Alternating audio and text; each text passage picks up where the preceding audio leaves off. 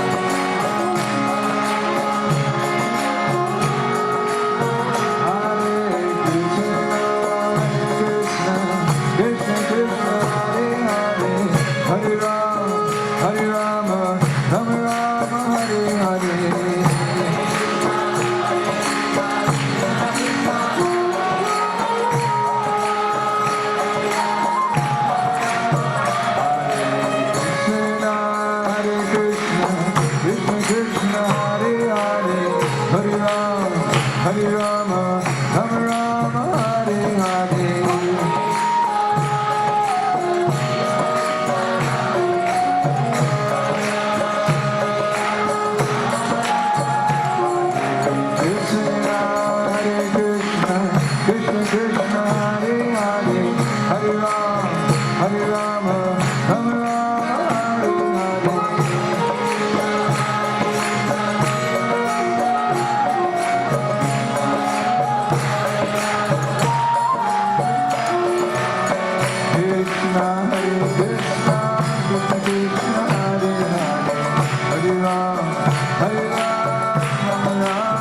Hare.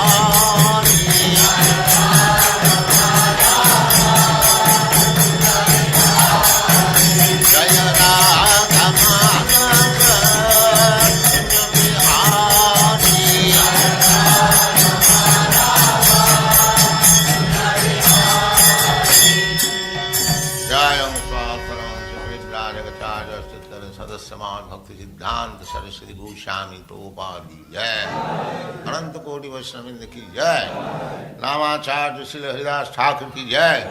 प्रेम से कहो श्री कृष्ण चैतन्य प्रभु नित्यानंद से अद्वैत गदाधर शिवास आदि गौर भक्तवृंद की जय। श्री श्री राधा कृष्ण गौ गोपीनाथ श्याम कुंड राधा कुंड गिरिवर्धन की जय, वृंदावन धाम की जय, नवद्वीप धाम की जय, स्वामी तो भक्तवृंद की जय, गंगा माई की जय, जमुना माई की जय, तुलसी देवी की जय, भक्ति देवी की जय, स्वामी तो भक्तवृंद की जय। All glories to the assembled Lord. All glories to the assembled Lord. Thank you very much.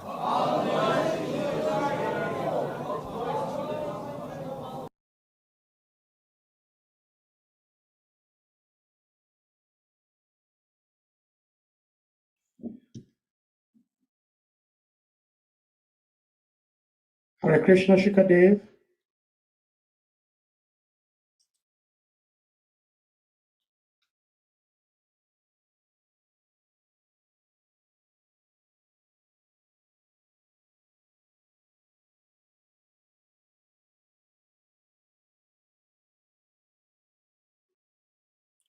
Hare Krishna.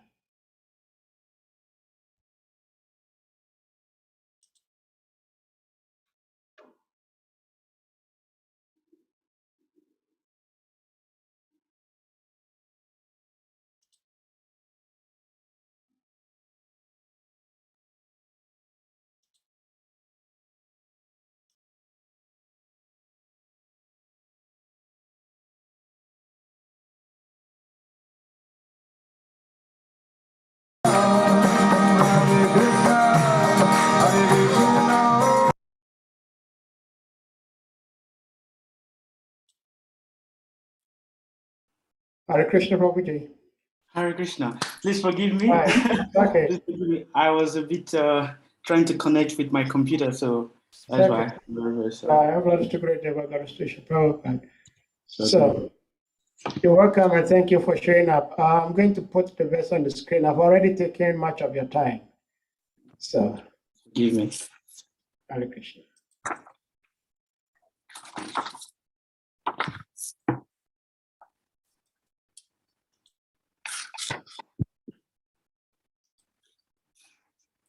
Okay. Okay. So, Om Namo Bhagavat. Can I start? Yes. Okay. Om Namo Bhagavate Vasudevaya. Om Namo Bhagavate Vasudevaya. Om Namo Bhagavate Vasudevaya. Narayanam Namaskrityam Naro Chaiva Narottamam Devim Saraswatim Vyamsa Tatu Jayamudirayit Nasta Prayeso Bhadreshu Nityam Bhagavatam Sevaya Bhagavate Uttamashloke Bhakti Bhagavati Naistiki Om Agyanatimirandasya Gyanam Salakaya Shakshuramritam Yena Tashmai Shri Gurave Namaha Shri Chaitanya Manobhishtam Stapitam Yena Bhutale Swayam Rupa Kadamayam Dadati Swapadantikam Vandeham Shri Guru Shri Yutapada Kamalam Shri Gurum Vaishnavamscha Shri Rupam Sagrajatam Sahagana Raghunatam Tam Sajivam Sadvaitam Savadutam Parijanam Sahitam Shri Krishna Chaitanya Devam Shri Radha Krishna Pada Sahagana Lalita Shri Vishakam Vitamscha. He Krishna Karuna Sindhu Dinabandhu Jagatpate. Gopisa Gopika Kanta Radha Kanta Namostate. Tapta Kanchana Gaurange Radhe Vrindavaneshwari. Vrishabhanusate Devi Pranamami Hari Priya. Krishnaya Vasudevaya Devaki Nandanaya Cha. Nanda Gopakumaraya Govindaya Namo Namaha. Vanchakapatarubhyascha Kripa Sindhubhya Evacha. Patitanam Pavanebhyo Vaishnavebhyo Namo Namaha. Jai Shri Krishna Chaitanya Prabhu Nityananda. Shri Advaita Gadadhara Shivashadi Gaura Bhaktavinda. Namo Om Vishnu Padaya Krishna Pristaya Bhutale Srimati Bhakti Tirtha Swami Iti Namine. Namo Om Vishnu Padaya Krishna Pristaya Bhutale Sriyati Bhakti Direti Damadare Namiti Namine. Namo Om Vishnu Padaya Krishna Pristaya Bhutale Srimati Bhakti Vedanta Swami Iti Namine. Namaste Saraswati Devi Gauravani Pracharine Nirvishesha Sunyavadi Pashtachya Deshatarine. Hare Krishna Krishna Krishna Hare Hare. Hare Rama Rama Rama Hare Hare. Antarashma Bhagavatam Ki Jai. So, thank you all for being present here with us today. Our reading Srimad Bhagavatam, today's Bhagavatam class is from Canto 1, chapter 12, verse 10 and 11. Astra Teja Swagadaya Nihiram Ivagupati Vidamantam Sanikarse Paryakshataka iti asau. Astra Teja, radiation of the Brahmastra. Swagadaya, by means of his own club. Niharam, drop of dew. Iva, like. Gopati, the sun. Vidamantam, the act of vanishing. Sanikarse, nearby. Prayaksata, observing. Ka, woo, it is asau, this body.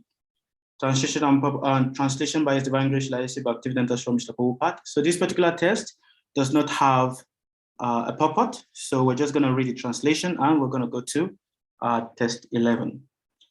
The Lord was thus engaged in vanquishing the radiation of the Brahmastra.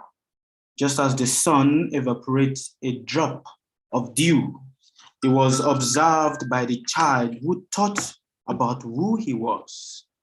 Text 11. Viduya tad amayatma Bhagavan dharma gubbibu Misato dasa masasya Tatraivantar dade hari. Viduya, having completely washed off that Amayatma, the all-pervading super soul, Bhagavan, the personality of Godhead, Dharma Gup, the protector of righteousness, Vibhu, the supreme, Asata, while observing, Dasamasasya, of one who is dressed by all direction, Tatra eva, then and there. Anta, out of sight, that they became Hari, the Lord. Translation and power by Divine Grace Laisi Bhaktivedanta Swami Srila Prabhupada Ki Jai.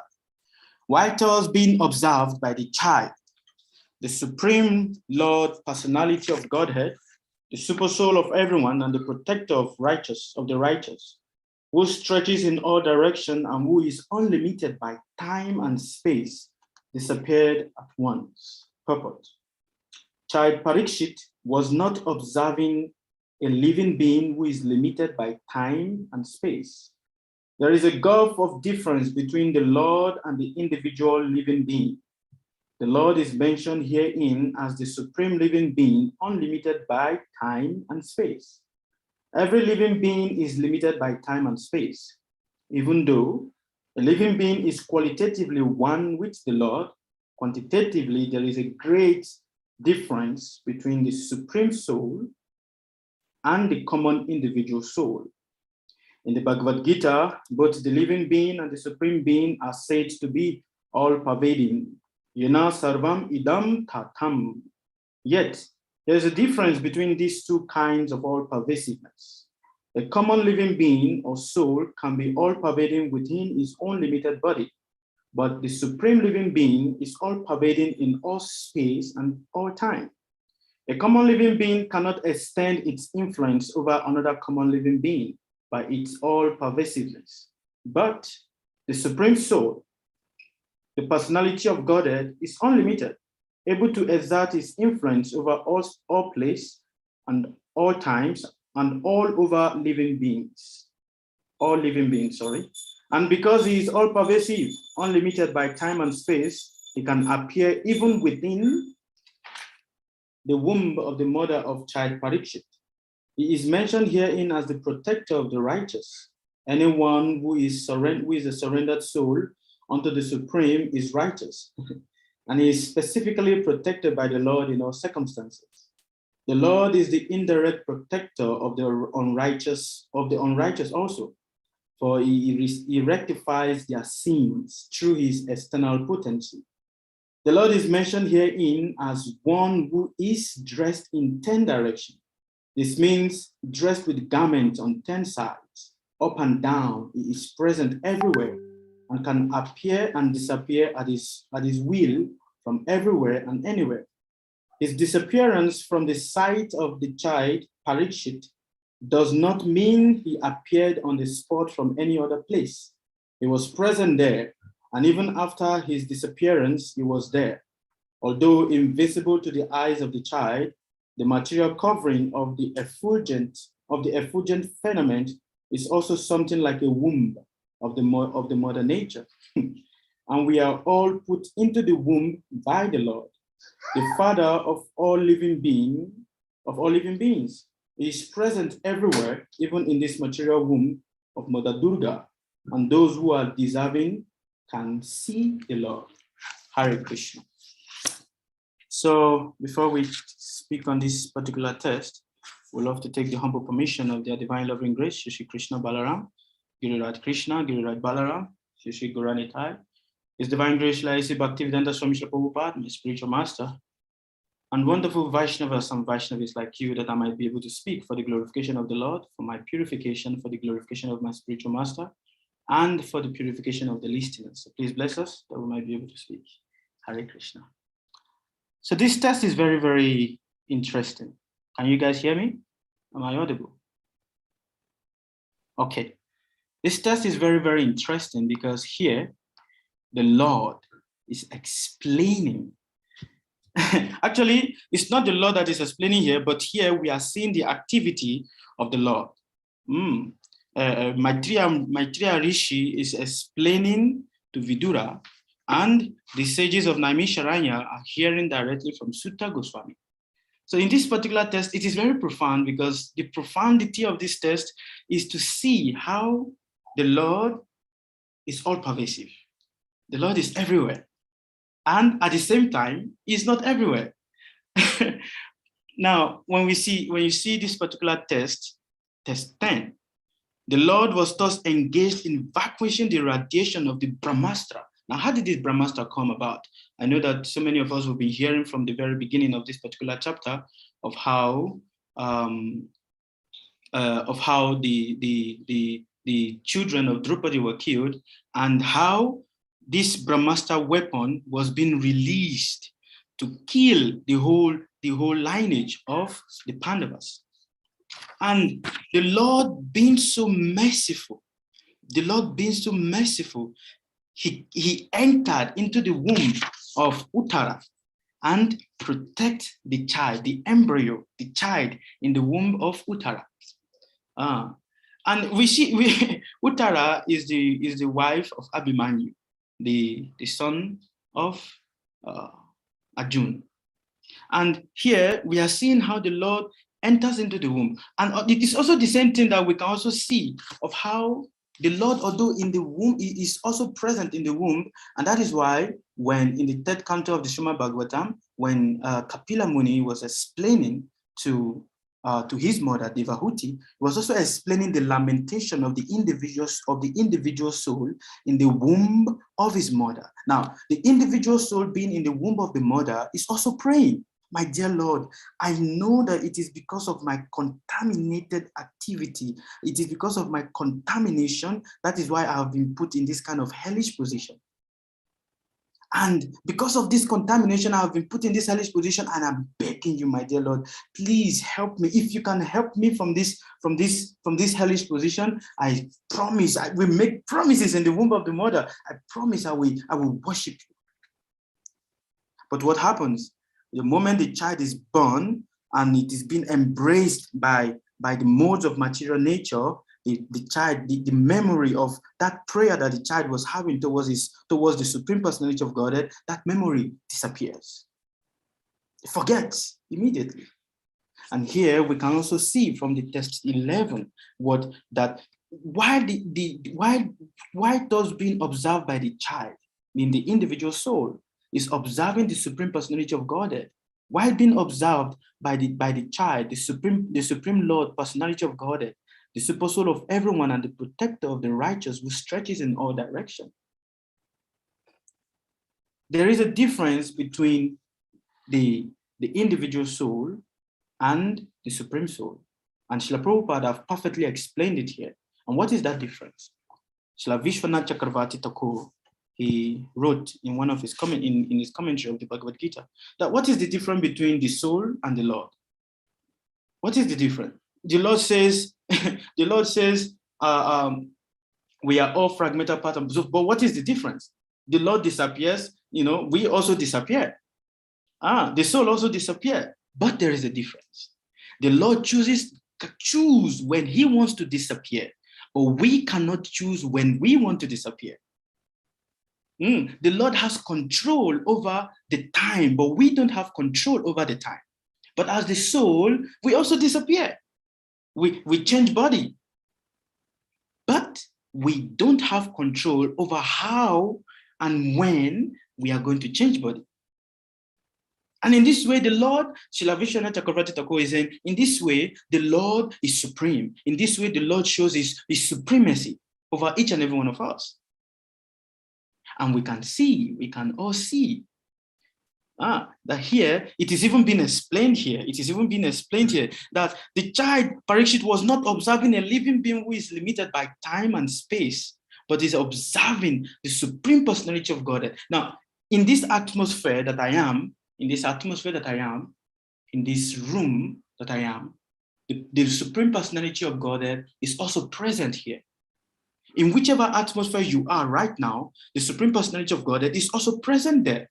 But because the eye is blind, and we don't have the right eye, we can't see. We can't, not just only not being able to see, we can't even perceive that the Lord is there.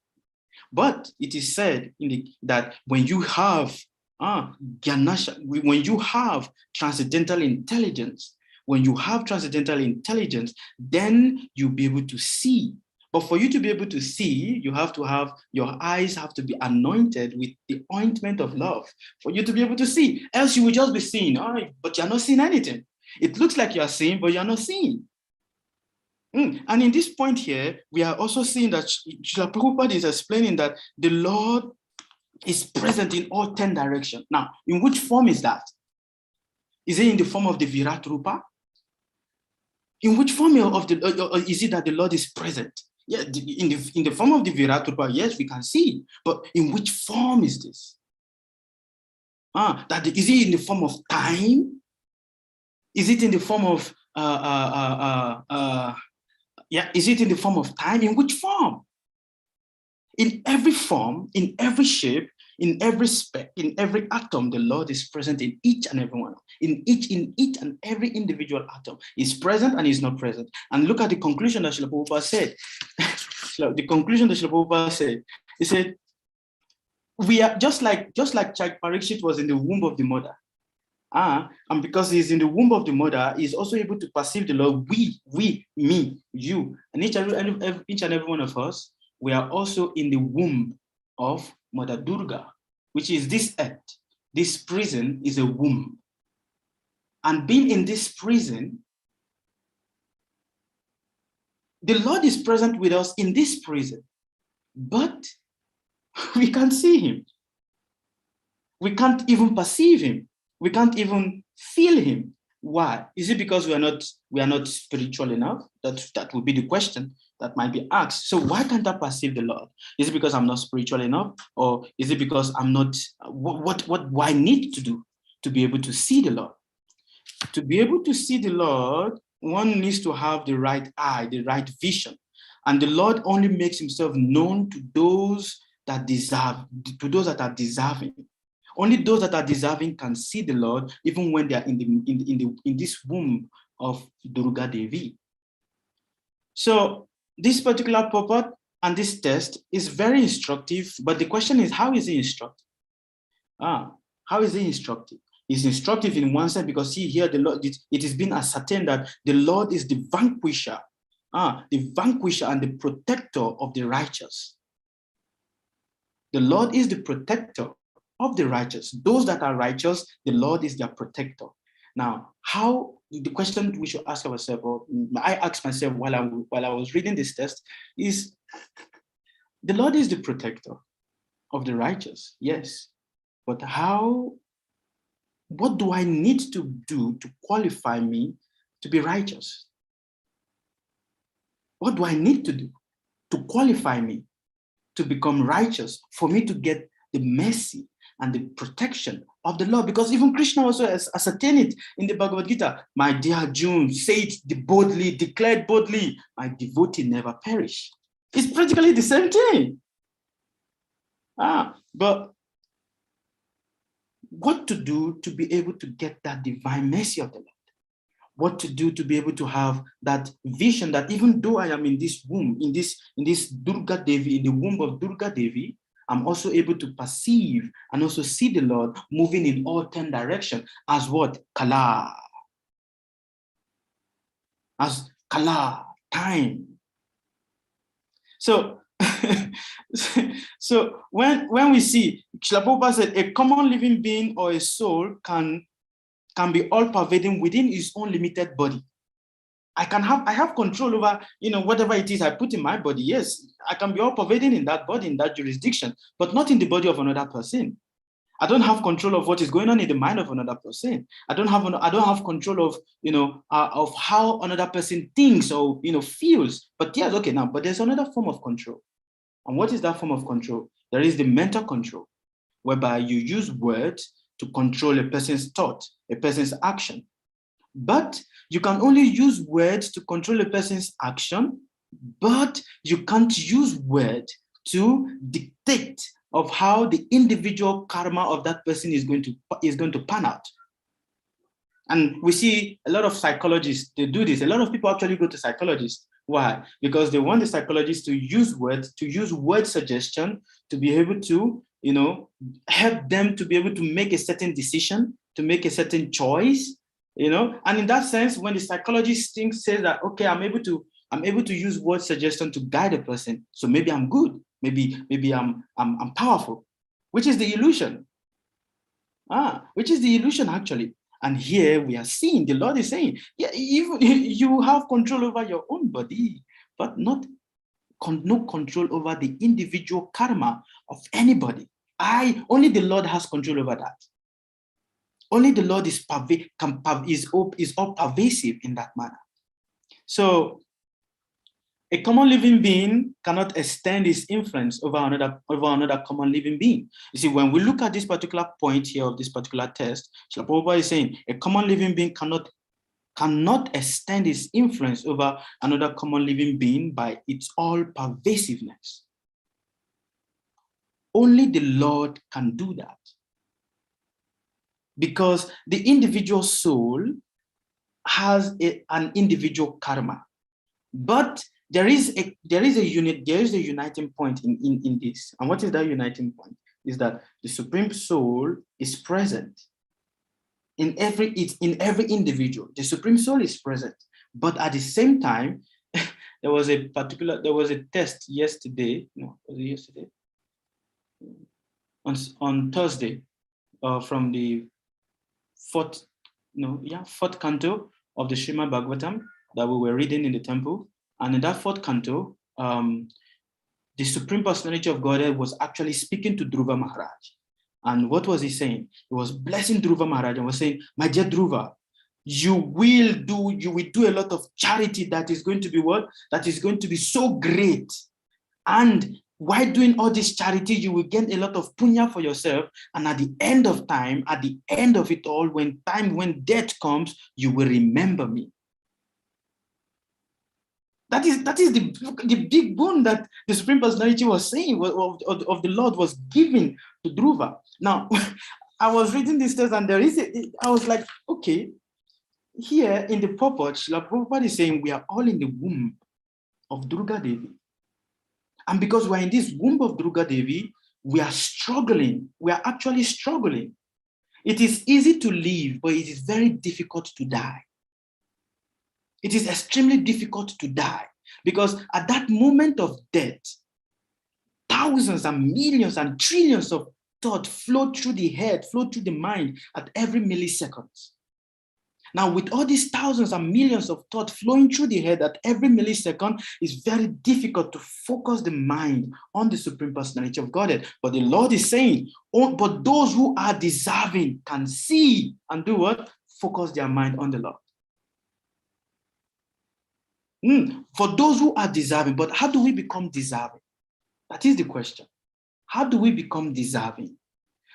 Parikshit Maharaj, what made him qualified? Is it because when we look at it, okay, Parikshit Maharaj, was it deserving? Was it deserving to be able to see and perceive the Lord in the womb of his mother because he was born in an auspicious dynasty? Is that why? Is it that because of the kind of parentage that Parikshit Maharaj have? Is that why? Or is it because of the kind of soul that Parikshit Maharaj, the kind of an individual, the kind of personality that Parikshit Maharaj is that why also? Now, when you look at the contrast, we already, I know that a lot of us, my uncles and my aunties, we already know the answer. That yes, because he's a special soul. That is why he was able to see the Lord. And he was able to, perceive the Lord even present in the womb of his mother. Now the question is, if you look at the contrast of this particular text to that of the Srimad Bhagavatam, third canto, where Kapila Muni is explaining the journey of the individual soul in the womb of his mother. The difficulty that the individual soul passes through in the womb of his mother. Being beaten by worms, the anger of the mother. If the mother eats a pungent food, it affects the soul. If anything that the mother does affects the soul. But see, there is nothing of such here in this particular point, in this particular test. Why? Because one, the parentage, two, the kind of soul that Parikshit Maharaj is, and three, the kind of the special mercy of the Lord. Each and every one of us, before my body became big like this, and okay, I'm called Sukadeva in this lifetime. I was once in the womb of my mother. I was once being beaten by worms and stool and, wrapped in different tight conditions like this. My hands were all tight together and I was in a suffocating mode in the womb of my mother. Now, being in that womb of my mother, the question that I'm asking myself, did I also perceive the Lord in the womb of my mother? No, I did not. But I was in anguish. I was in pain. I was in difficulty. And I was praying. You see, here, Parikshit Maharaj was praying to the Lord, was seeing the Lord, and in his heart, he was observing what the Lord is doing. So, not wanting to go beyond time because I don't really know what time is allotted to me. I will stop here. Any question, comment, correction, chastisement, all of the above.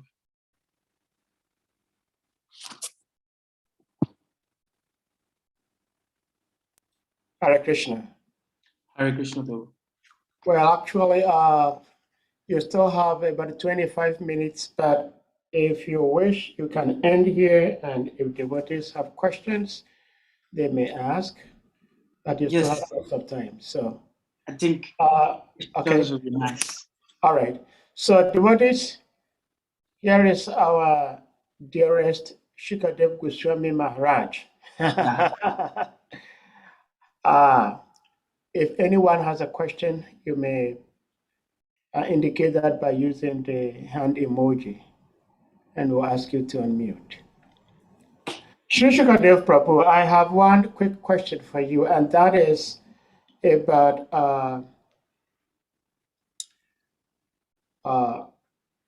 Maharaj Parikshit. It's often said in our movement that no one is born as anyone's enemy, no one is born as anyone's friend. I'm sure you probably have heard that before too. But here is the case. Somebody in our human sense would say an innocent soul in a mother's womb, but somebody is ready to kill him. Even before he appears on earth, somebody is prepared to kill him. Now, what did that person do for him to be targeted by another person to be killed? Now, in the Bible, we see that God, Jehovah God, said that he loved Jacob and hated Esau. So, my question is,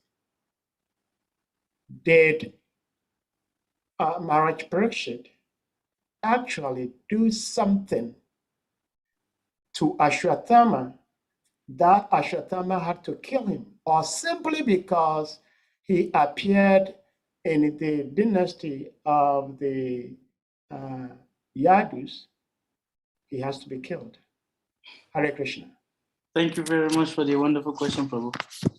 To answer this question, I'm going to speak from the Agni Purana. You see, in the Agni Purana, when Bali and Vali, Bali and Vali, when Lord Rama killed Vali, Vali asked, "What did I do that you killed me? I didn't do you anything. But why did you kill me?" And then the Lord said, the Lord gave an explanation, because you did not do well. But in the Agni Purana, it is said that once when Surya and Indra, they were talking, they were having a conversation.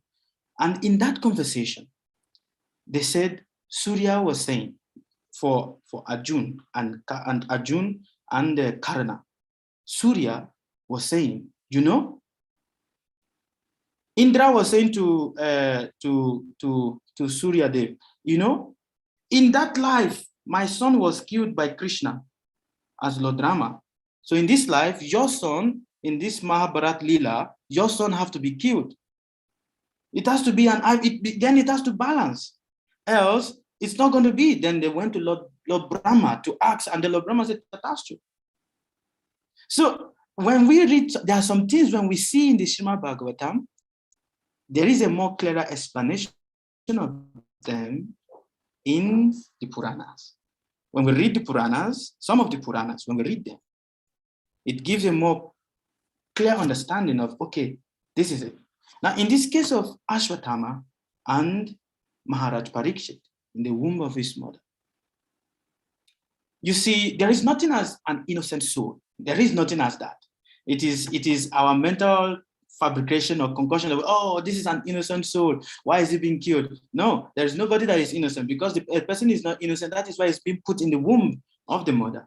And the Supreme Personality of Godhead, he came to display that by not being born from the womb of a woman, he self-manifested himself.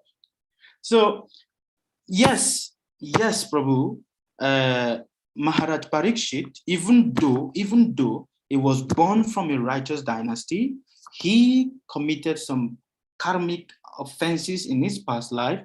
That is why he has to experience that Brahmastra weapon released by Ashwatthama. Now, you might be like, but how do we understand this? You also see in the life of Kamsa and the 6 children of Devaki. They were killed, and Narada Muni was like, but why were they killed? They were innocent. They did not do anything. They were just a child. But why were they killed? And what happened? Narada Muni said, because in your past life, you were destined to be, you were the children of this demon, and you were destined to be killed by him. You disobeyed him, and hence, as a punishment for that, you were put in this room for you to experience those deaths that you disobeyed. So, to answer your question, Prabhu, there is no soul that is innocent. If that is, there is no innocent soul that is innocent that is put in the womb of a woman. No, we are all contaminated with a certain karmic reaction. That is why we are in that womb. And to complement it, if you see the Srimad Bhagavatam in the life of Maharaj Vena and his son, Anga. Maharaj Vena. Vena, and his son. It is said by the Brahmanas that because Maharaj Vena was born from the womb of a woman who is from a demoniac family, because of that, even though he was from a very religious and spiritual and auspicious dynasty, but because of the womb he has taken birth in, he became demoniac. Which is also to say that majority of us, the way we act, the way we behave, the way we feel, is based on the kind of the influence of the womb that we were born from. How spiritual we are depends on the womb of the womb of the mother that gave birth to us. How demoniac we will also be depends on the womb of the mother that gave birth to us. Now, if you look at it from the side of Uttara, okay, but look at the lineage of the dynasty of Uttara Devi. And look at the dynasty of Abhimanyu. There is a karmic reaction. That is why he has to experience that Brahmastra. It's not like, okay, because of the offenses of the father or because of the karmic energy following the parents, that is why he himself have to suffer it. For him to be even born there is a treatise in the Veda that says that in whichever family you were born in whichever city you were born in whichever friends you have, whatever children you have, these people were your enemies in your past life. And because they were your enemies in your past life, your wife, your children, your mother, your father, everybody, your auntie, your grandfathers, they were all your enemies in your past life. And because they were your enemies, they have been strategically placed in your life to give you the amount of stress and anxiety and and stress and anxiety that you've given to them in their previous lives. I hope I answered your question, Prabhu.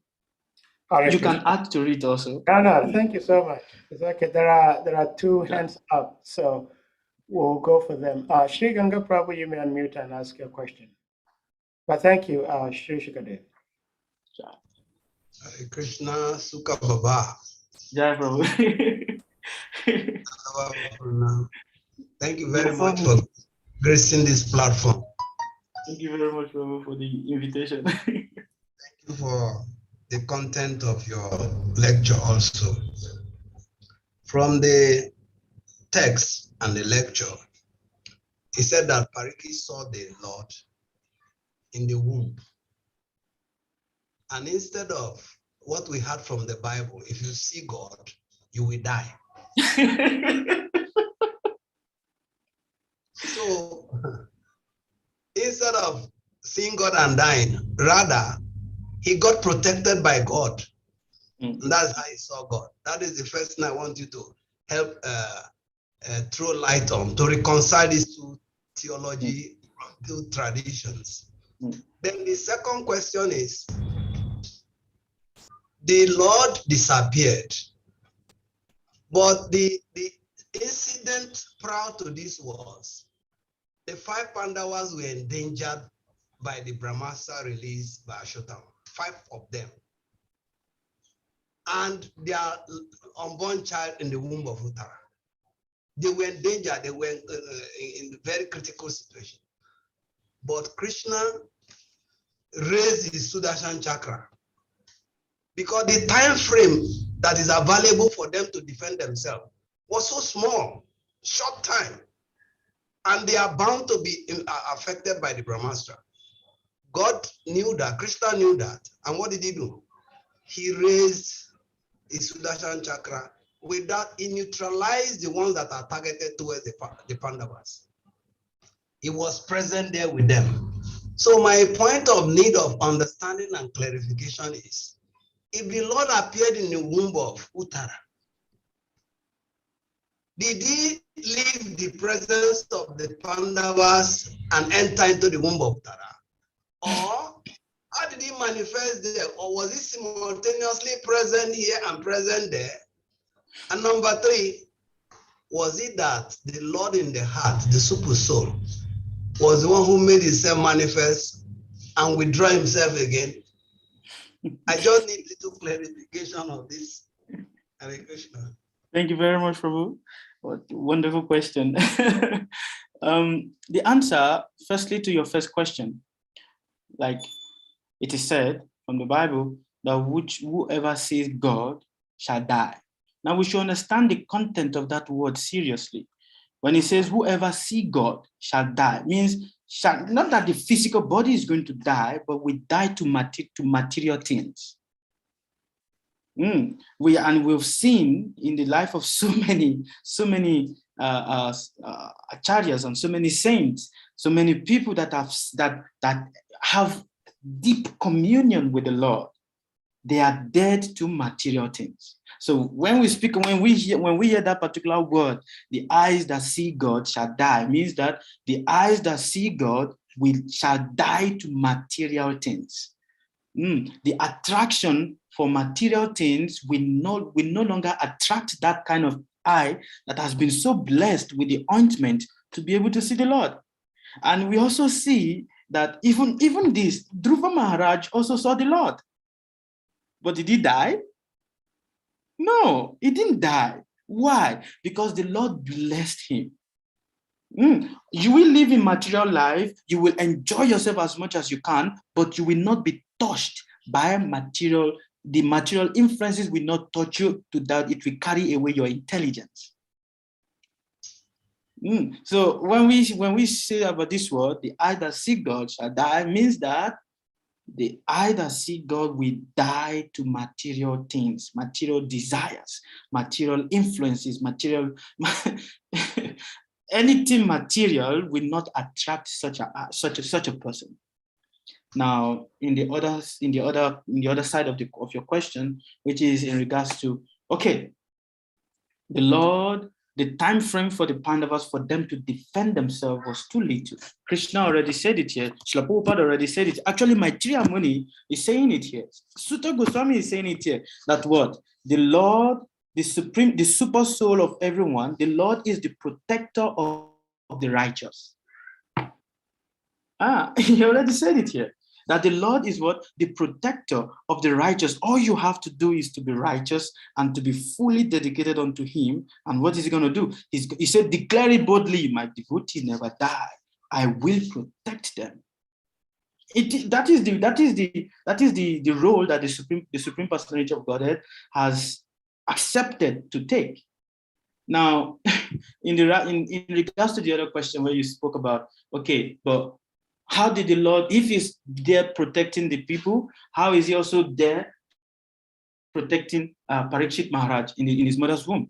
It's the same thing we can say. So how is it that the Lord shared himself into 16,108 people and have relationship with his wife and had 10 children out of each wife? How did he do that?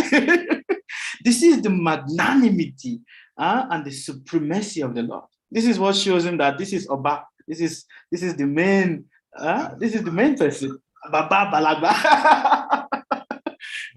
And only the Lord can do this kind of activity. Nobody can do this. See, Kashyapa Muni, he was only able to divide himself into nine different places for him to enjoy his wife.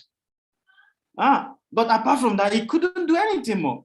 And the Lord, what did the Lord do? 16,108, it divided, and each individual, each wife have their own palaces, and each wife have relation. They see him. It's not like he's staying one place here for one day, and then the other day he's still another place, and then the other day he's still. No, he's present with each and every one of them every day, every night. And you see, when Narada Muni was saying this, like the Lord is entering all the different 16,108 palaces, and he's coming out and he's doing different activities in these different palaces. So if the Lord can do that, Prabhu, why can't the Lord also be present simultaneously with the Pandavas and simultaneously be protecting the progeny of the Pandavas in the womb of Uttaramata? Why can't he? That is what makes him Krishna. The problem that a lot of us have is that most often we try to use material understanding or material intelligence to understand something that is supreme, spiritual, and high. Because with our material intelligence, we try to like, how is it possible? Just like when we say the Lord killed Ravana, and he traveled. And he went, and the Lord was crying, "Oh Sita, where are you? Oh Sita." And we're like, how is it possible that the Lord is doing this? This is the greatness of the Supreme Personality of God, that he can do this and at the same time not do it. And he also confirmed it in the Bhagavad Gita. What did he say in the Bhagavad Gita? He says, I am present in all living things, animate and inanimate. I am present in all of them, but they are also not present in me. He's present in all living things, in everything, animate and inanimate. But at the same time, he's not in them. And this is the Lord. That he can be here, and at the same time, he cannot be here. And also you see, Srila Prabhupada already, this particular point you raised, a very beautiful point. Srila Prabhupada already said it here, that word. And what is that? It says, every living being is limited by time and space, but the Lord is not limited by time or space. Right now, I am limited by time. I'm limited by space. I can't do anything, and this wall is here, it's just behind me. I can't penetrate through this wall. I can't even, there's no amount of abracadabra that I can do that I can penetrate through this wall or go beyond time. But the Lord can do this.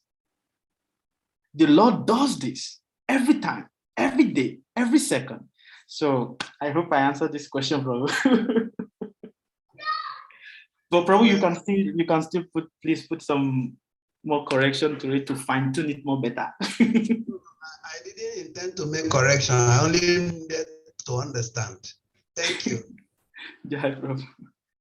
Hare Krishna, thank you. So we have His Grace Kavikanapur Prabhu. You may unmute. Sukadeva Baba. Hare Krishna Prabhu. Please accept my prostrated obeisances unto your lotus feet, Shiksha Guru. All glories to you. Happy to hear from you. I'm joyful. I'm just repeating all you've taught me. No. It's not. So I have a question. Yes, I have a question, and that brings back my memory. You know, I always tell you that I always have a lost memory. But as you were speaking, I recollected one of my memory. So I remember one time we were traveling to Ghana. And I've always been observing this thing. Anytime you look any woman hand, you will say, see blood. I don't know when they have committed abortion and so many things, you always see blood in their hand. Is it number one, is it a trick to transform them, or you are really seeing that blood? Number one. And the other one is that I remember the other day when we were going and we met I think it's the immigration officer. And they were trying to delay us. Then I brought you in. You came into the office. And immediately you look the woman on and you start telling him some mystical thing. The man just said, oh, yeah, come inside, come inside. He just took you inside away from us. So my question is that, number one, when you look all those ladies that used to come to us in Lagos, I've been thinking of to ask you, but I never got the time. Well, all those girls who used to come and you will look at their hand and you say, oh, see blood. And you'll be seeing those abortions they have done. Are you be able to see how many abortions they have done, or you are just seeing only blood? Or, because Prabhu asked a question about all this karmic innocent baby in the womb and all those things. And why is it that those people have to come to those ladies that we just waste them? So please throw more light, Sukadeva. Thank you. Very much. Thank you very much, Shiksha Guru, for explaining. I pray you give me the right intelligence to be able to explain it more better. Firstly, there is what is called intuition. Intuition, they say, for a spiritual person is the guide for spiritual upliftment. A person that is spiritual must have intuition. And in Nigeria, they said ifura ni ogunagba, means a person that can perceive things before it happens. This is the medicine of an elderly person. So intuition is very, very important.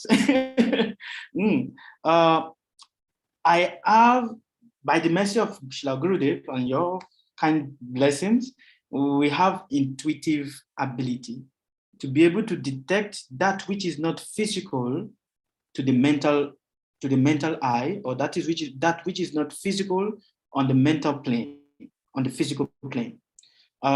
So most often when we look at people's hand, it's not that I see the blood, like, oh, there's blood like this on their hand and I'm seeing it. It's just that the intuition immediately, just like that antenna, immediately it's like, this is what has happened, this is what has happened, there's blood here, there's blood here, there's blood here. That intuition kicks in.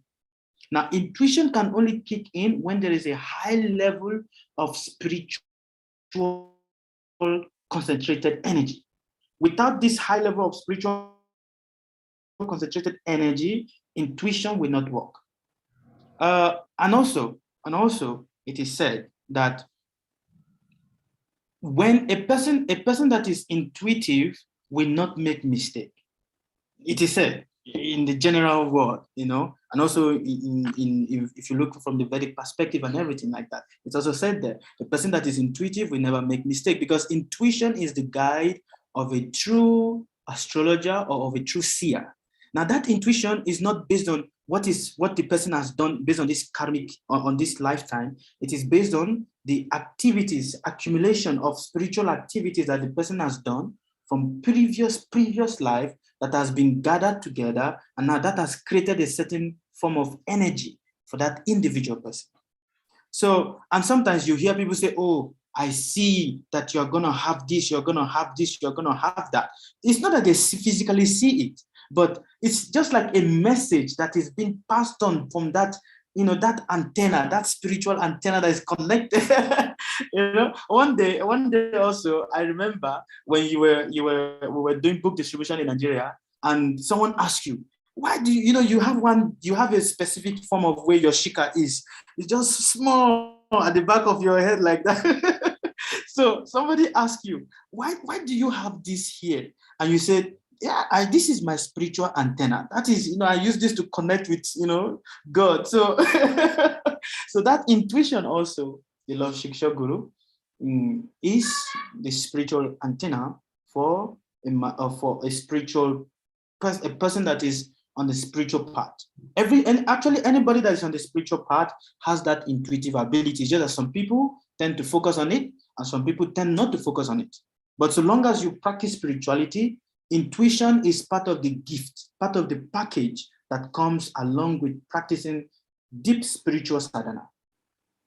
And I have seen that when we follow a certain spiritual sadhana, waking up very early in the morning, chanting our rounds, reading, being very cautious of what we do, what we eat, how we associate with people. It is easy for people that follows this kind of spiritual life to develop intuitive abilities, to be able to intuit into another person's life that they never expected for another person to see. I have seen it. It's practical. It's not like it's a special, like, okay, God just gonna give this particular gift to this person. No, anybody that practice spiritual life seriously, controlling the semen, having a specific sadhana, being mindful of what they eat and who they eat from, and being cautious of what they say, naturally intuition becomes part of the package that comes with this. Because at that moment, the mind is transcending to a certain level of higher spiritual conscious awakening. So this is for the first question. Now, in regards to the second question, which is people that have committed abortion, why is it that some certain souls are attracted to them? Why? It is also the same way when you look at it from the Dharbadan Sanskara, book. It is said that if a woman is pregnant and the child dies in the womb of the mother, it is because of the sin of the father. It is also said that if a woman is pregnant and the child is born, like the woman had a miscarriage, it is based on the sin of the mother. Means the mother has committed some certain sin. It is based on that. That is why this is going to happen. And then it is also said that when a child is born and the child stays 1 year, 2 years, 3 years, 4 years, and dies, it is because of the sin of the father. Again, it is also said that when a child is born and he stays, actually you will find this in the Garuda Purana. It is also said that when the child stays up to 20 years, 21 years, and 25 years maximum, and then he dies, this is also based on what? This is based on the karma of the individual soul, the person himself. And it is there in the Garuda Purana that it says that if a person kills a woman that aborts a child, that same child, not another soul, that same soul will be reborn again and again in her womb according to the numbers of hair on the body of that soul when it was terminated. So let's say now, so what if a child was terminated when the child was 1 month old? There is no hair already there. But the connection is not from now. It is from Purva Karma. And let me say one thing here. Maharishi Parashara, he said, and this is something a lot of us, we don't know. Some of us we know, some of us we don't pay attention to it. Maharishi Parashara, he said that if a woman is not chaste and she associates with a man by having some sexual connection with a man, I'm sorry, but it's a class. So by having some sexual connection with a man, the moment the man releases his nuptial semen in the body of the woman, that woman gets connected to the ancestors of the man. Now, if that girl gets married and now gets pregnant for her husband, the child is not from the lineage of the husband. It is from the lineage of the man that she has been connected to in the past. So that is why you see a lot of people, they have children. The children may look like them, but the character of the child is not like them. Now it's like, okay, but why is not Dharbadan Sanskara and everything? No, it is a science. It is a science, but only a handful of people knows this science, and a handful of people don't know it. And that is why in the Vedic system, the importance of a woman being chaste is being stressed again and again and again and again for the chastity of a woman. It is very important. Why? Because the moment the woman have a connection, it doesn't even matter with who. The moment the woman have a connection with whoever, the DNA, now in a modern word, they call it DNA, but the genetics of whoever the person she has had a connection with is left in the body of the woman, And the soul, the child that is born, carries, trait of each and every of these people that she has had a relationship with. Maharishi Parasharamuni, he said this thousands and thousands of years ago. And this is the reality. It is the reality. And that is why you see that in Vedic culture, it is the women are not allowed to mingle. And you see, in the Bhagavad Gita, Arjuna was saying to Krishna, if women are not being protected, then there's going to be what? Varna Sanskara. There's going to be Varna Sanskara. Why? Because the women are not being protected. They are associating with different men, and hence they are going to create, unwanted progeny everywhere. And a lot of, unfortunately, right now in the society, there's a lot of unwanted progeny because that principle of chastity is being minimized. That principle is being minimized. Now, in the process of, okay, but why are these souls being attracted to a particular womb? It is not different souls that are being attracted. It's just one particular soul. In Nigeria, there's the concept of what is called abiku.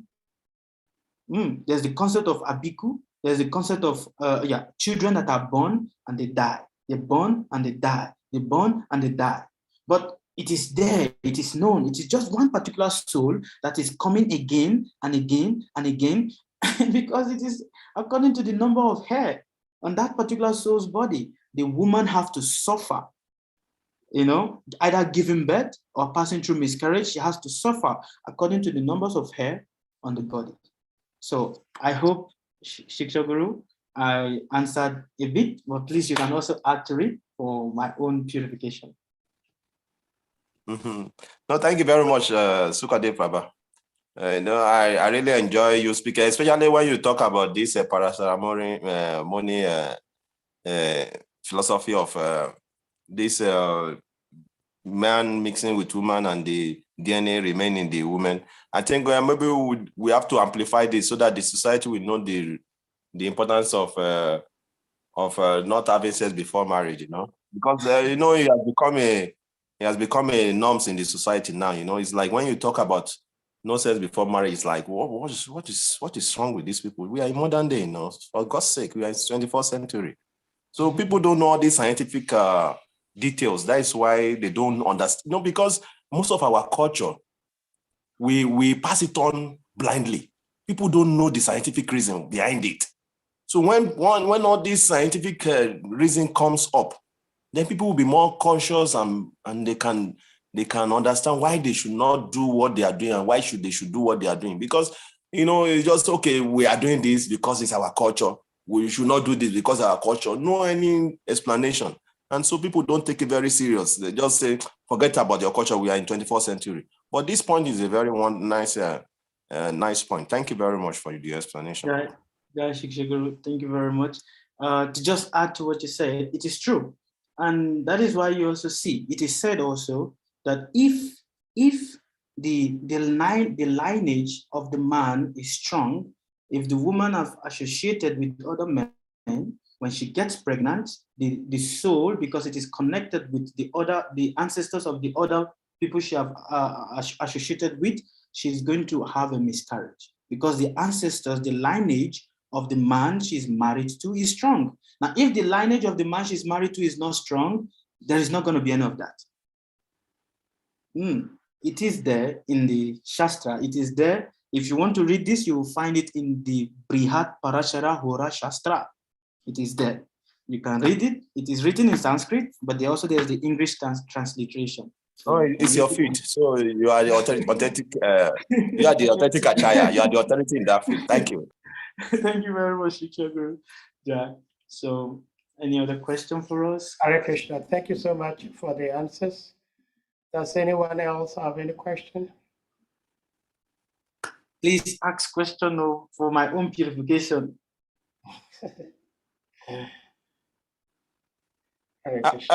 Prabhu, if there's not any question, I have one other question. Yeah, go ahead. Thank you. Suka Baba, we used to call you Suka Baba, even though you are a Sukadeva Goswami. Yeah, Goswami. So, Sukadeva Goswami Prabhu. So, I want you because there's one thing I want to know, because, in this life, we are learning every day. I know that your mother is from the, what do we call it? Oshun, this lineage. So I want you to please explain to me, what is the connection between the Oshun and the Krishna consciousness, and also what is the connection of Ifa in Krishna consciousness? Is there any connection there? So please, I want you to throw more light on this so that we learn every day, so we can understand the position of Ifa in Vedic culture, so that we can use it to preach our people here. You understand? Shiksha Guru is binding me to put more. But if you give me the blessing, I will be able to speak for my own purification, for the glorification of my spiritual master, and for the pleasure of all devotees. Well, there is, you see, in everything that is spiritual, in this DNA, in this material world, there is a connection and there is an interconnection. The only problem is the way and the mannerism it is being done for different people is different. Just like we from Africa, the way we practice Krishna consciousness, we practice Krishna consciousness with strong tapasya. But in India, they practice Krishna consciousness, it is easy for them. It is different for them. You see that a person from India that practices Krishna consciousness and then come to Nigeria, there's going to be big difference. Because in Nigeria, the way, the culture, the way they practice is different. In India, the same thing, Krishna consciousness, same thing, but the way and the manner it is being approached and it is being accepted is different. Now, by the will of the Lord, I have been born into the family of spiritual people. My mother is a spiritual person in the sense that she's into African spiritual culture very strongly, and she's a priestess in that lineage of deep African spiritual culture, which is this Oshun festival and everything like that. Now, how do we correspond this into Krishna consciousness? It is there also, not like in Krishna consciousness, but it is there in the Vedas. But in which way is it there in the Vedas? It is there in the Vedas in the sense of worshipping she worshipped the ocean. Now, this is one other form of Varun. Normally people say, okay, but it's Varun Dev, so she's worshipping Varun Dev. So, but doing that does not mean she's doing activities that is Krishna conscious, because Krishna consciousness is totally different from that activity. But because of the level that her consciousness is, see, look at me, I'm her son, and look at her. She gave birth to me. She gave birth to me in Krishna consciousness. She was in Krishna consciousness before I was born. She has eaten a lot of prasadam before I even started eating prasadam. She has done a lot of harinam before even I started doing harinam. But look at the difference in consciousness. The difference in consciousness. What creates that difference? Krishna says, we will all start from wherever we've stopped. And to some people whose consciousness is not so, to be able to practice Krishna consciousness, beloved Shiksha Guru, it requires strong spiritual, deep spiritual evolution from the past life. To be able to practice Krishna consciousness and remain in Krishna consciousness, it depends on how strongly we've taken, to some certain spiritual practice in our past life. And hence we have been blessed by the Lord to remain like that. So my mom, she isn't that much into full Krishna consciousness right now, because the consciousness, her level, is not so high.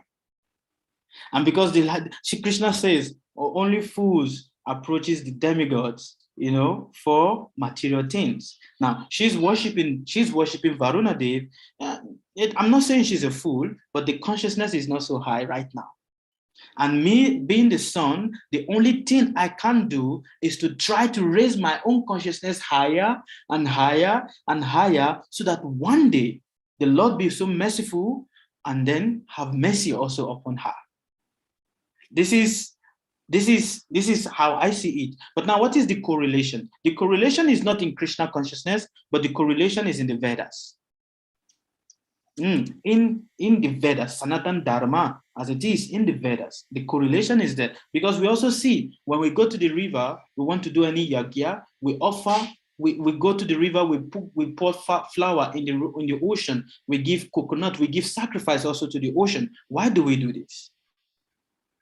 So it is a culture that is there. It's just that as it gets to different individuals, their understanding of that culture becomes either higher or lesser, based on the consciousness of the environment, based on the consciousness of the people. This same thing, if she takes it, if she takes it to India, the way they will see it is different. That same thing, if she takes it to Brazil, the way they will see it is also different. Why? Because that culture is already there. So it is all the same. It's not like it is Krishna consciousness.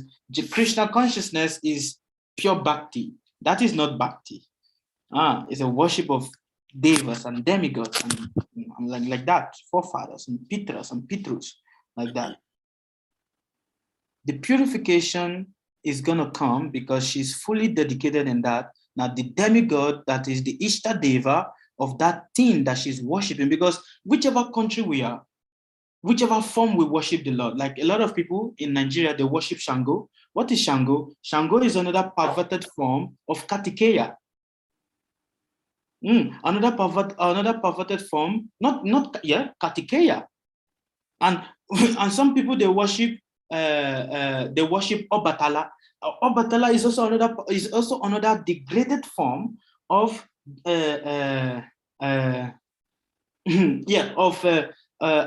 what is this demigod that is in charge of, that is the treasurer of money for the demigods? Kuvera. Thank you very much. It's another perverted form of Kuvera that is being worshipped. Just the same demigod, but when you know them, you recognize them. But people that don't recognize them, they see it in different ways, and just like the light, the sun of the ray of the light, it shines, but to each individual, their understanding of it is different. Their acceptance of the rays of the light is different. But the person that is just on the hill and is seeing the sun rising, and the person that is below the hill, not seeing the sun rising, or just feeling the reflection of the sun, the perception is different. So what about Ogun? Ogun is perfect of which one? Because my mother village Ogun enter their village. Ogun is a perverted reflection of Durga Devi, Bharani, precisely. Bharani Devi. Durga Devi has different forms. And one of that form is, although people don't know it, it is Bharani, because she drinks blood. She drinks blood. They say it is Kali Devi. She drinks blood. People sacrifice to her and everything like that. This is all it. Actually, every form of worship that is being done in Nigeria that requires blood sacrifices and everything is nothing but just a perverted form of worship of Durga Devi. And being worshipped in the form of Kali. So when we understand it, it is easy. When you understand it, you see it, and then it is easy. But when you don't understand it, it is difficult, and then the perception of it. Ifa what is the perverted incarnation of Ifa? Ifa is not put it like a perverted reflection of astrology. Because it's all about divination. You see, Ifa is all about divination, all about counting of numbers. And from that counting of numbers, it is broken down into stories.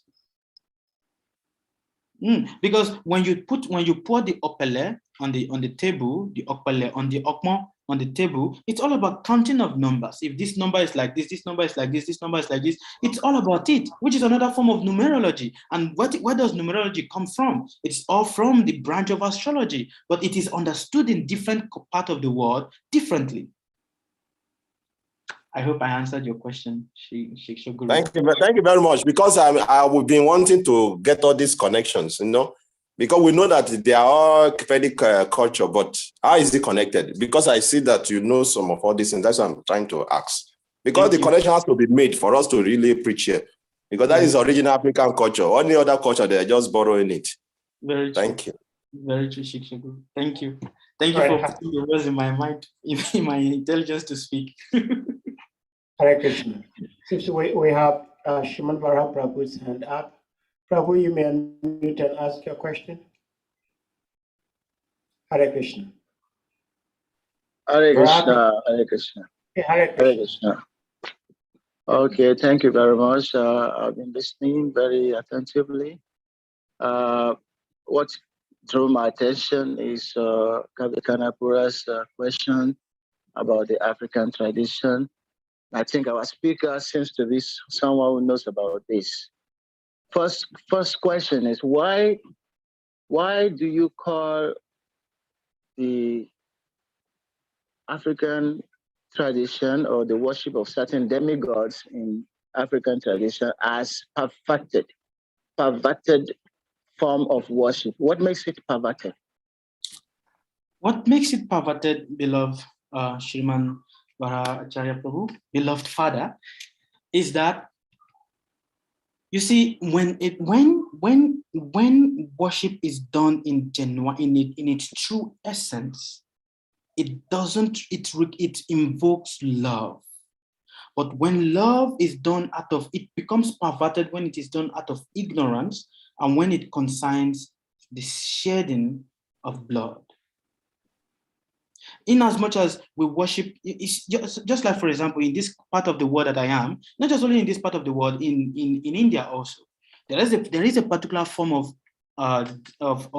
of spiritual practice that is called Tantra.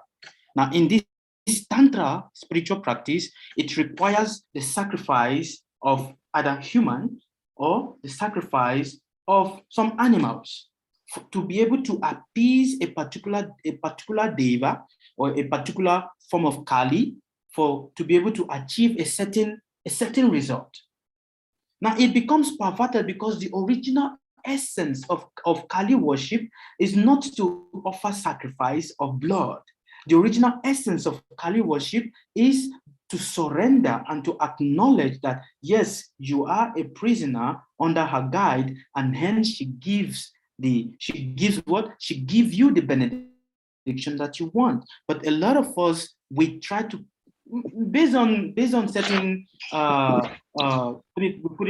based on certain things we had, based on certain things, a lot of us we develop this culture of I see what I see is what I try to follow, but not truly understanding the concept of why it should be like that. Because you see, Kali, what is her original form? The original form of Kali is Durga Devi. Now, being Durga Devi, what is her original form? She is the external energy of the Lord. So that is pure. But when that external energy of the Lord is being seen, just like the love we have in this material world, the love we have in this material world is a perverted reflection of the original love. So also, most of the worship we have, and unfortunately, most of this worship is born from the misdeeds of Indradev. You know, when he was trying to cheat Maharaj Pitru Maharaj, when he was trying to cheat Pitru Maharaj, and hence he kept taking different forms of different sannyasis and by taking different forms of different sannyasis, he created different forms of worship and different sampradayas. But the original essence, when you know the original essence, the way you perceive, you worship is different. This is why I said worship of Ogun is a perverted reflection of the original worship of Durga or Kali Devi. Father. Hare Krishna. Thank you for your effort. The point I got is like trying to say that every form of demigod worship in Africa is a perfected form of worship of demigod worship in India. That is what I found difficult to digest. No. Demigod worship. No, let me finish. Demigod worship is demigod worship anywhere in the world. And like the scripture says, that those who worship demigod, they follow their rules and regulations. So those rules and regulations of the worship of different demigods is according to time and place. So according to the Veda, the Puranas are divided into 3 sections: Sattvic, Rajasic, and Tamasic. That is there also in the Vedas. So in the Vedas and in the Vedic tradition, there are people worshiping demigods in tamasic mode. Offering blood, it is there in the Purana. So it is not only because it's done in Africa or maybe it's done somewhere else. In the Veda, it is mentioned that these things are divided into 3, demigod worship, divided into 3 modes. So, well, anyway, the point I'm trying to address is the fact that demigod worship in India is not different from the demigod worship in Africa. And if we're going to make correlations, we can see the correspondences of what God is called, like the God of rain is called Indra, and the God of heavens is called Indra. The same aspect of him is worship in Yoruba land as Shango. Is the God of thunder, but we learn that the thunder is an arm, is a weapon of Indra. So whether it is Indra himself or whether it is his weapon, but it's all correlated. So I mean, this is just an example. We can make correspondences to let people know, that the same demigod worship is also what they're doing here and there. But to say that because if it is in Africa, then it is perverted, that is what I don't get. Because demigod worship is demigod worship. Wherever it is done, it is demigod worship. That is different from bhakti or devotional service to the Supreme God.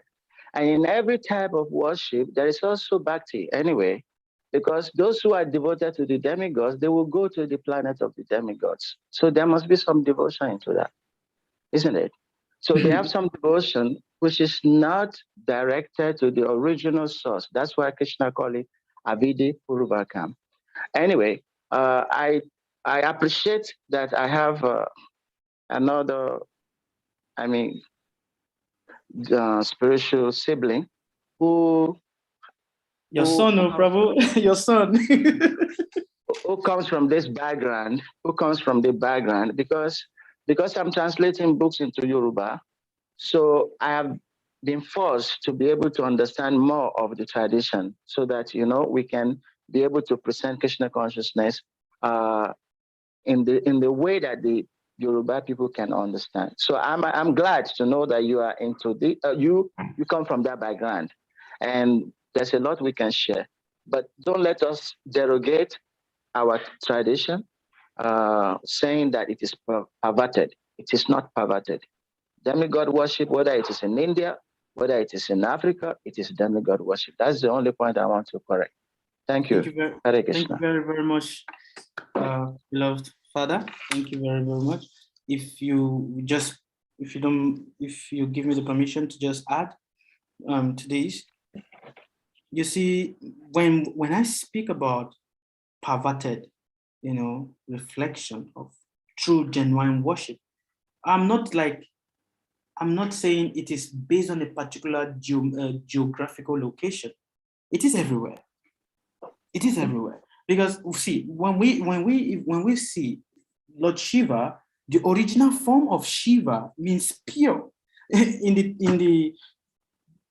In the third canto of the Srimad Bhagavatam, when Sati Devi killed herself, she was insulted by her father, by her father Daksha, the insult that he gave to her. And she said to him, how dare you speak of Shiva, who is pure, just because you see that he's associated with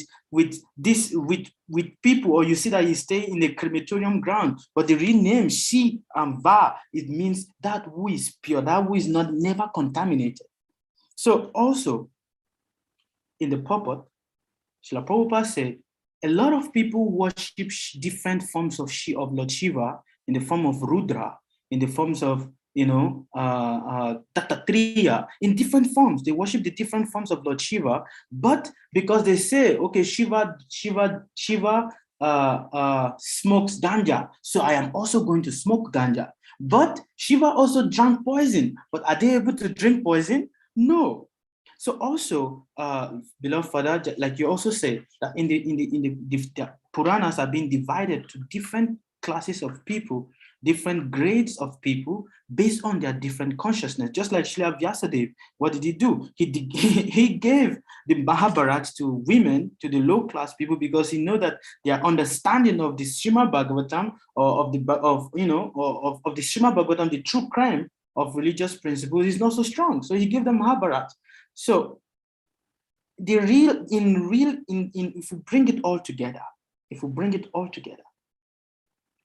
from ignorance, from ignorance you come to passion, from passion you come to goodness. So if we bring it all together, in summary, what is the real essence of all religious practice? It doesn't even matter if it is the worship of Lord Shiva, if it is the worship of Kali, if it is the worship of Durga, if it's the worship of Bharani, if it's the worship of Saraswati, the goddess of learning, or if it's just Krishna consciousness. What is the essence of it all? The essence of it all is surrender.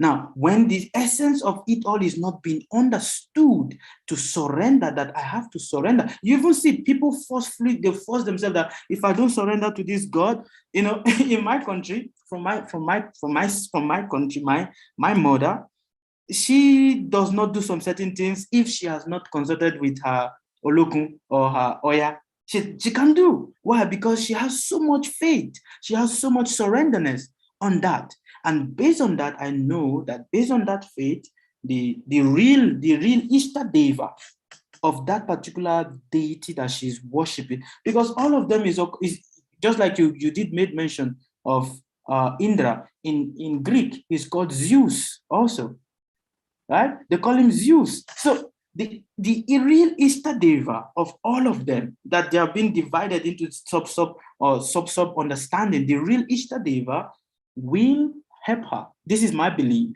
that at the end of it all, the real Ishtadeva that deity truly represents is what is going to help her at the end of it. It's not the perverted reflection of her worship, but the real being pleased by that is going to help her. Just like when Lord Shiva is being approached by the demons.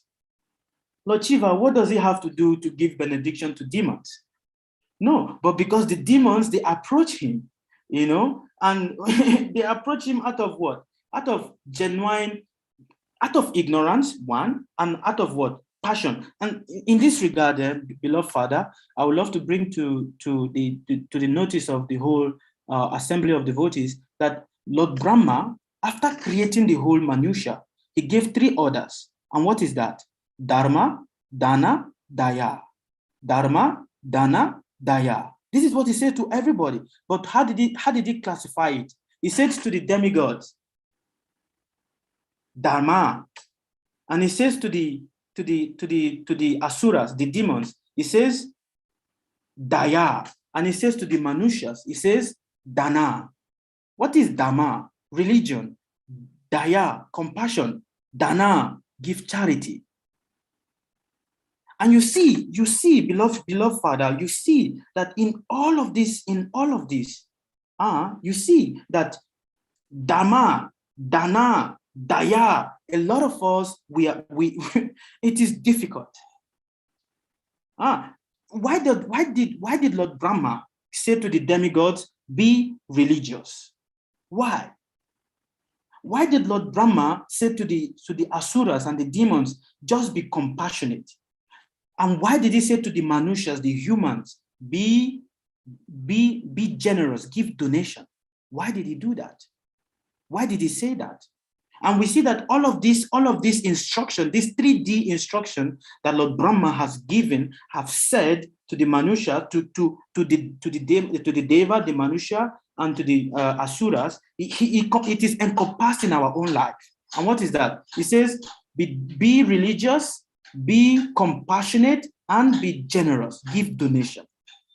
By doing this, it is easy to remain on that level of true spiritual upliftment, or true spiritual, that brings you to that level of, being a servant of God. So I'm just adding to everything you've said, beloved Father. Thank you very much. And I'm humbled to be here and to associate with you. Hare Krishna, thank you so much, Sukadeva Goswami Prabhuji. I saw Salika Prabhu's hand up. Are you satisfied with whatever question you had? Hare Krishna. Hare Krishna. Shriman Sukadeva Goswami Maharaj. Your son, your son. Your son. I was prepared to stay here for 7 days, 7 nights, so that without eating and drinking. But you decided to stop abruptly. Anyway, thank you very much for your presentation. It's nice. I'm encouraged and happy for what you did with the class. I was going to make a comment, but then I think Sriman Varacharya Prabhu has said it. I think the word perverted is a misuse of English word for what you meant. I understand where you're coming from, and I think from all your explanation, I understand what you're intending to say. And when you study the traditional worships anywhere in the world, especially in Nigeria, when you look at all of the demigods that are being worshipped, Shango, Oya, Orunmila, ultimately all of this tradition leads to Olodumare. And Olodumare refers to the Supreme God. And in essence, the true worshippers of these traditions, my mom also happens to be a traditionalist. In fact, she was the head of all of the traditionalist women in the whole of my state. And I had a little bit of knowledge of what they do. But the point here is that in its real sense, worshippers of Ogun, Oya, and all of these gods actually ultimately understand, knows that the ultimate deity is Olodumare, that is the supreme personality of God, based on their perception. But when you say perverted, it could refer or relate to those who are not practicing the Oya, Ogun, Shango in its real sense. But true worshippers of Ogun or Oya or Shango or any of these deities ultimately knows that it's meant to ultimately lead them to some higher goals, which is the essence of what Lord Krishna spoke in the Bhagavad Gita, chapter 9, 10-25. So ultimately, the demigods worshippers worship the demigods, but Krishna says ultimately he is the benefactor. And in traditional worship, especially in Africa, in Nigeria particularly, he who is actually a true worshipper of any of these deities knows that it ultimately leads, just like someone might even be in Bhakti, may not know the ultimate goal of Bhakti is what is given by Krishna in chapter 15 of Bhagavad Gita, which is that Krishna is the essence. So what I was trying to contribute, I think Prabhu has spoken, so that's why I put down my hand initially. But because as the Prabhu has called, so I felt I should say something. But real worshippers of those traditional or demigods, let's use the word demigods, are not perverted.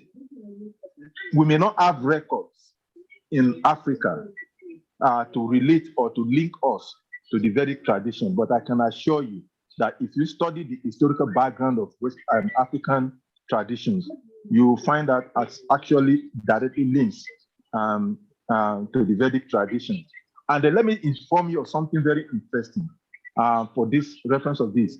There is a group of religious people in our local tradition, and they are called the Cherubim and Seraphim.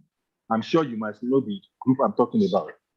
And if you look at the founder of that tradition, if you study the historical background, it was like I was discussing this in a Bhakti Bible discourse recently.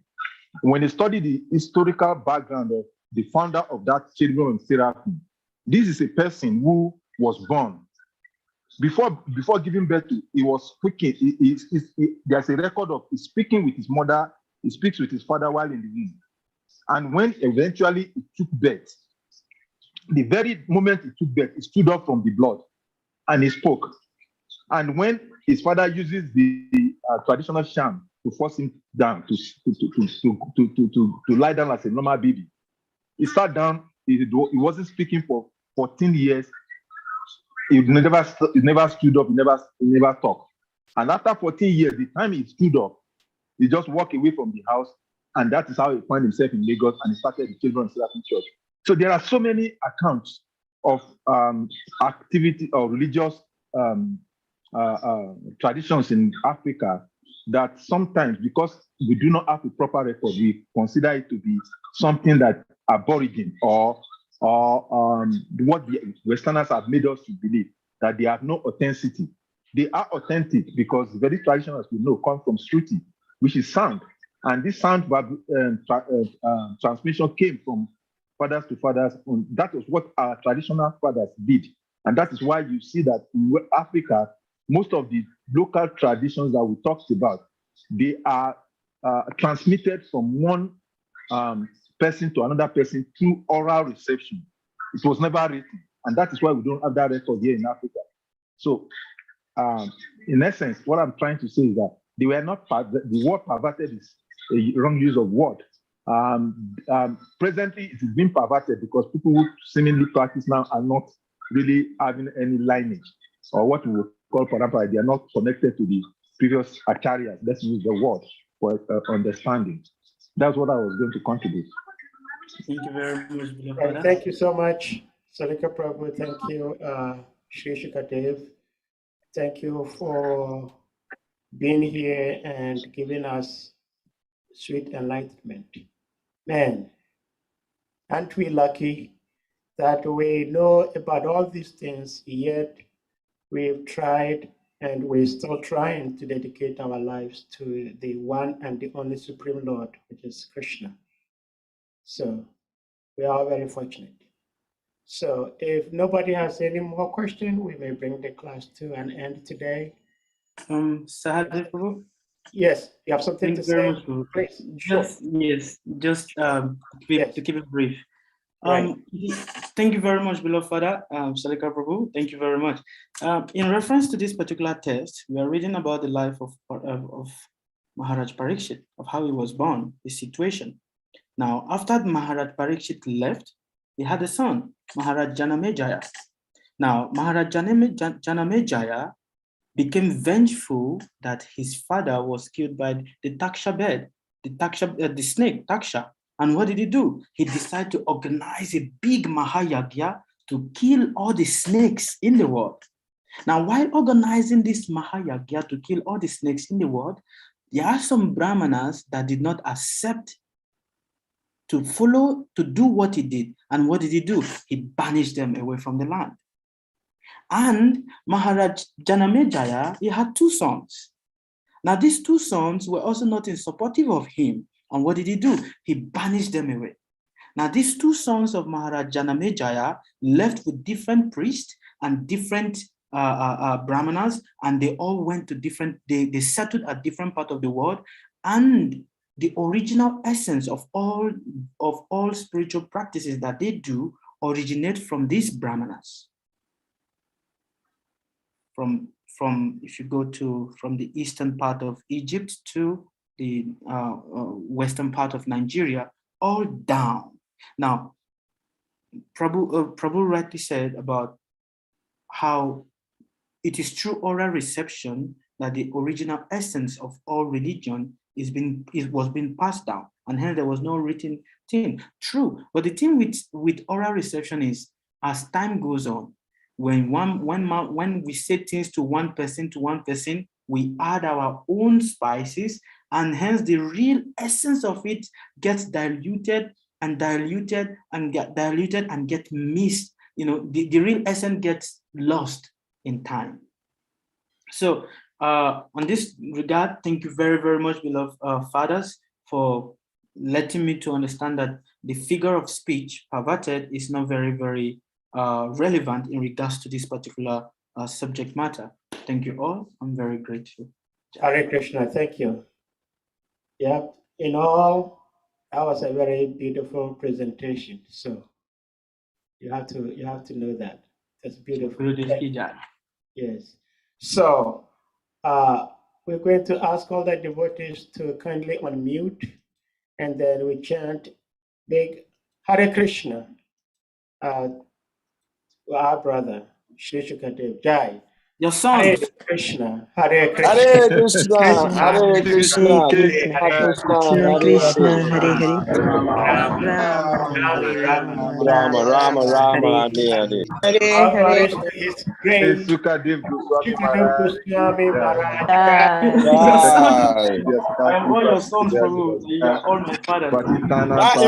You cannot be son of every father now. You are the son shall grow now, the young shall grow now. Yeah, and it's that when the son grows to a certain point, he becomes like a brother to the father. Yeah. The son shall grow now. You are no more. You are not going to ever remain son now. The son shall grow. I want to be a son forever, so I don't fall down. That's nice one. Thank you very much. Well done, Sukadeva Prabhu. Yeah, thank you very much.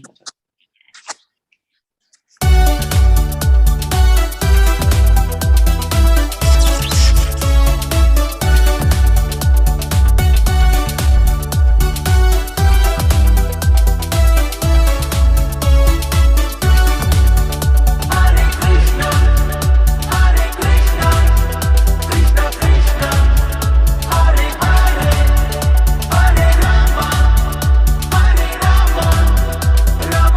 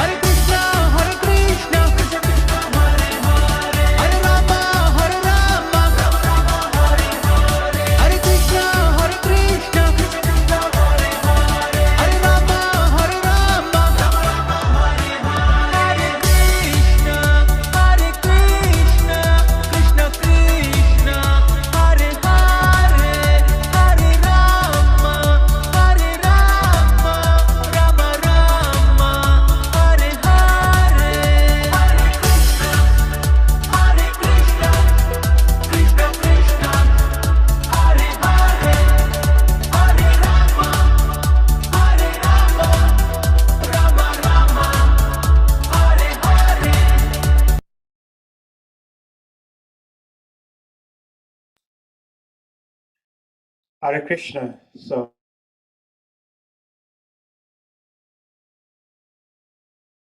thank you.